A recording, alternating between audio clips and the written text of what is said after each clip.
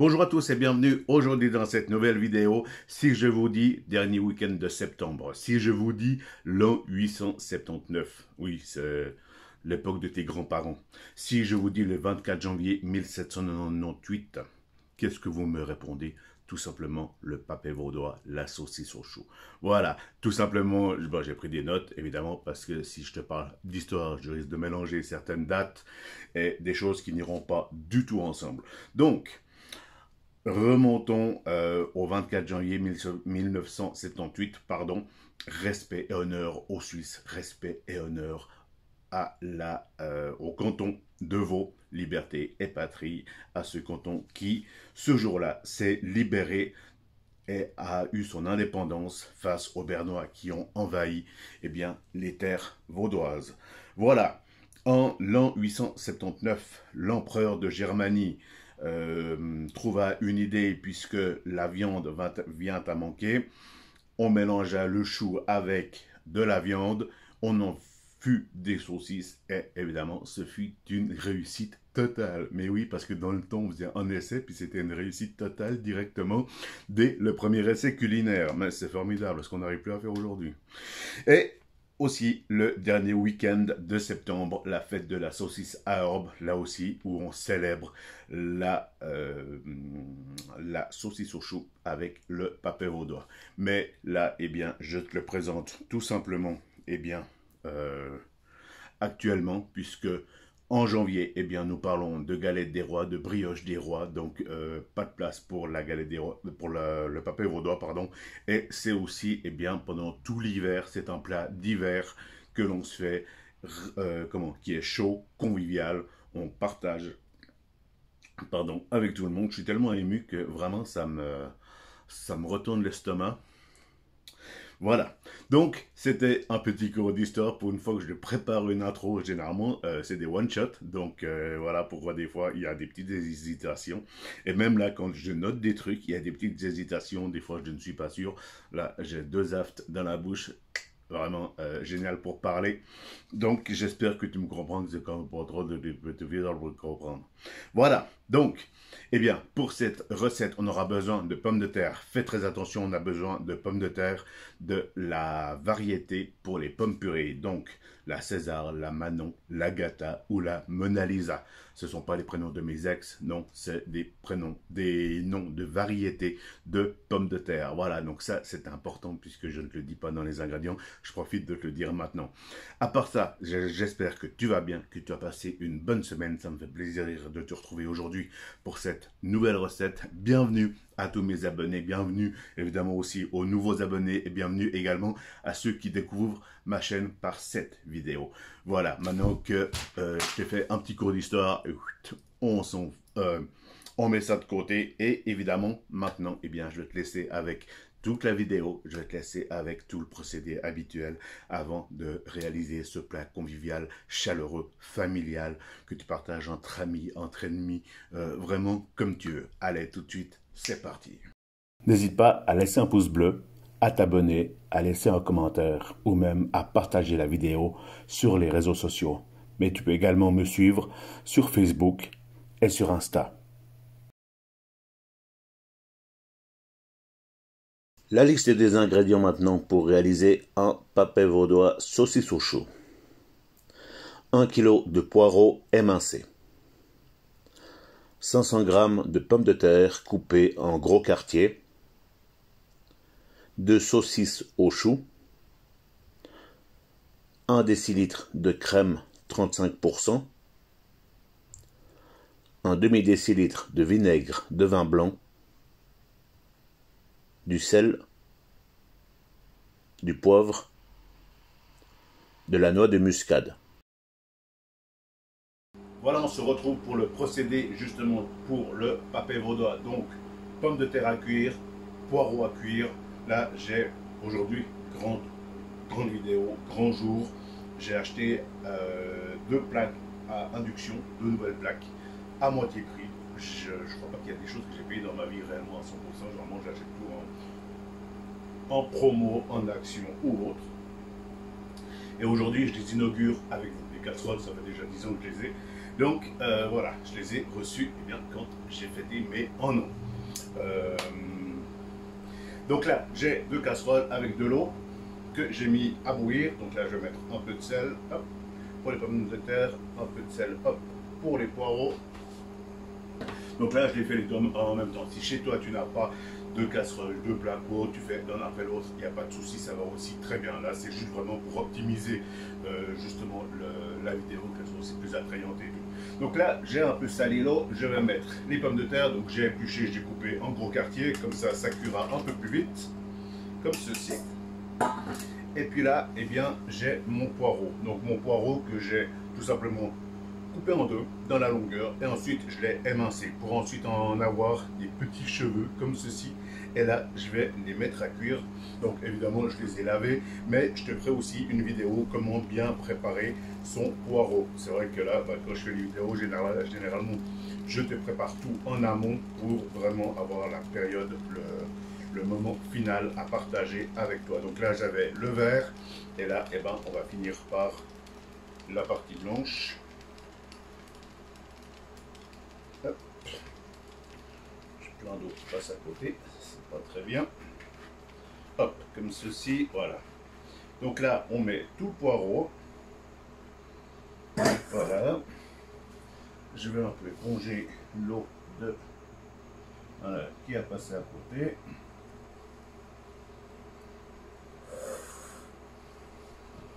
Hop, comme ceci. Voilà. Et là, je vais laisser cuire aussi. Donc j'ai un peu salé évidemment parce que le poireau est bien. Comme ça, il prend aussi déjà un peu de goût. Donc le poireau, je vais le cuire jusqu'à ce qu'il soit tendre. Ok, comme ça, après, les pommes de terre, on va les écraser justement avec un écrase pommes de terre. Ça aussi, je l'ai acheté exprès pour la vidéo. Et comme ça, je vous ferai beaucoup de recettes aussi avec des pommes purées.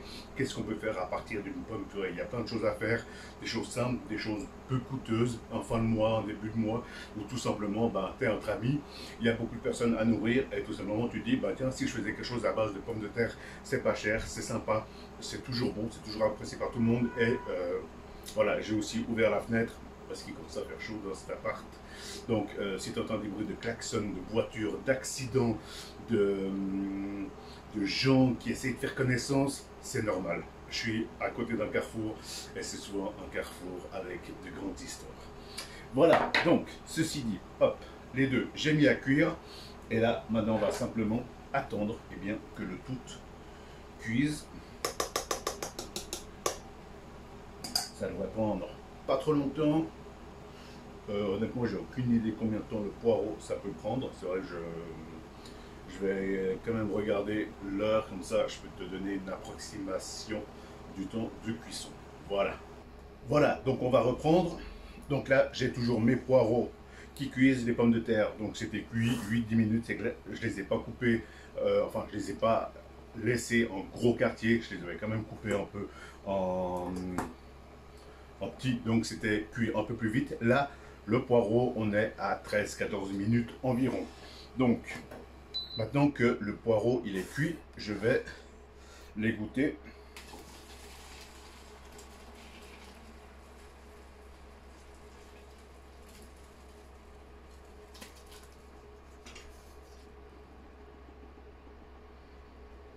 Voilà.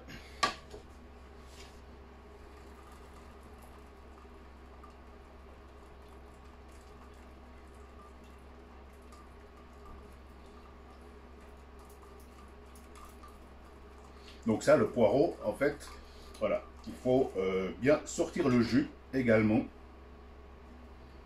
Donc simplement appuyer un peu dessus pour vraiment compresser et qu'il y ait du jus qui sorte. Je vais mettre sur cette casserole là. Voilà, donc je prends le presse-purée, j'appuie vraiment de manière à ce que l'eau des poireaux s'en aille.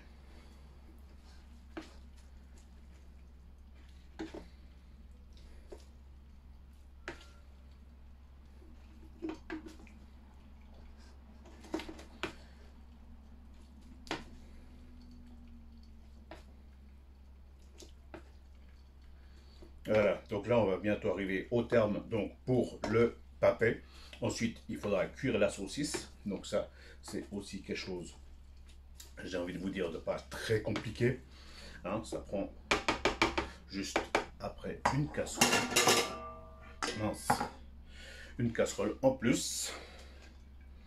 Donc là, je vais simplement débarrasser l'eau dans l'autre casserole. Voilà, comme ceci. Hop. Et là, je vais mettre mes pommes de terre dans la casserole tout simplement. Et avec le presse-purée, venir les écraser. Afin vraiment d'en faire une purée.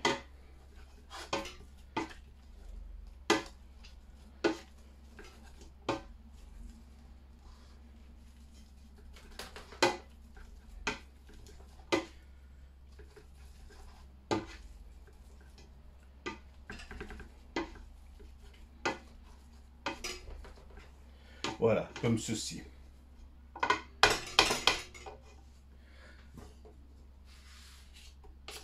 Hop. Là, je peux déjà rajouter, c'est un petit filet de crème afin de réhumidifier un peu les patates.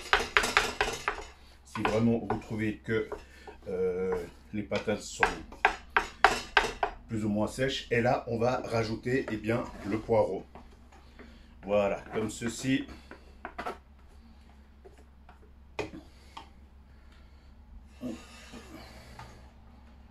Pas que ça tombe dedans. En fait, je vais peut-être pas faire ça sur ma plaque induction parce que j'aimerais quand même qu'elle ait une vie. J'aimerais quand même que je puisse la réutiliser. Voilà, donc hop, comme ça je peux mettre toute la force. Voilà, et là, je mélange. Donc là, j'ai pris une spatule en bois. Prenez une spatule quand même solide. Et là, je rajoute un peu de crème. Je vais rajouter de la crème pour de l'onctuosité, pour avoir quelque chose qui soit, comment dire, mouillé et à la fois quelque chose qui soit agréable en bouche.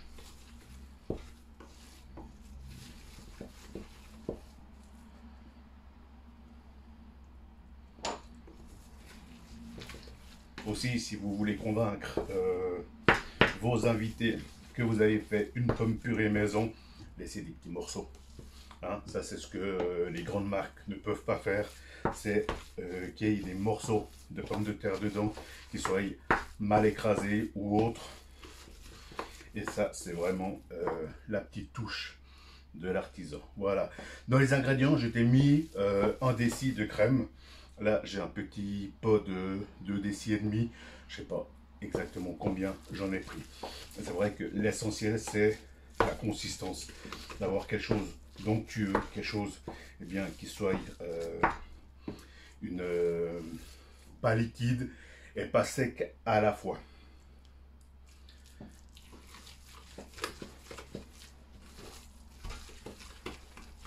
Voilà, là on est sur quelque chose. Si tu as déjà fait des purées pour les nouveau-nés, pour les enfants, tu connais un peu la consistance.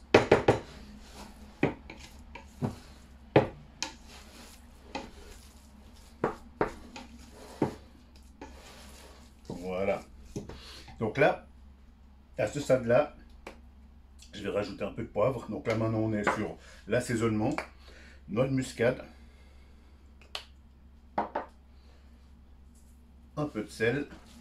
Comme on avait déjà salé précédemment, je ne vais pas rajouter du sel en excès. Voilà, et maintenant, pour amener cette petite touche d'acidité, je vais mettre un petit bouchon de vinaigre de vin blanc, tout simplement. Voilà.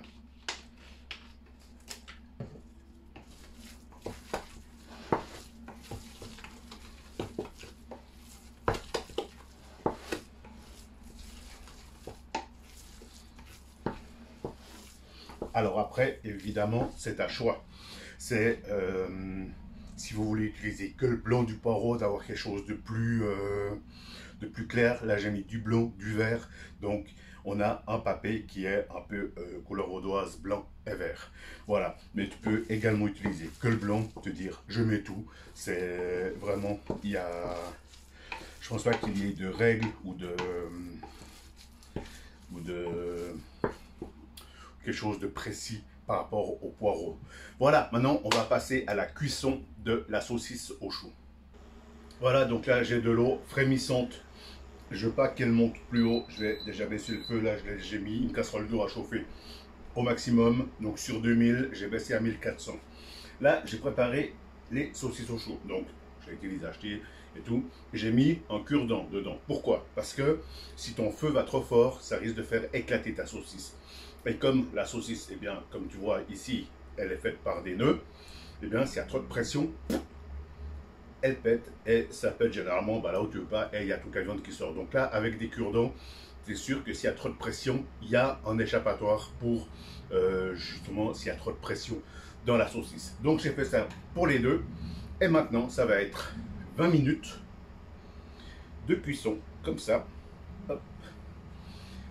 Dans de l'eau chaude. Je regarde juste l'heure. Ok, hop.